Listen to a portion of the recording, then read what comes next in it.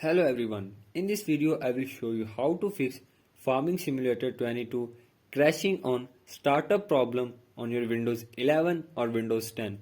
So to fix this issue, follow every step as I am showing in this video, and do not forget to subscribe this channel and also press the bell icon for the latest upcoming videos. Hope so this will fix your problem and help you a lot.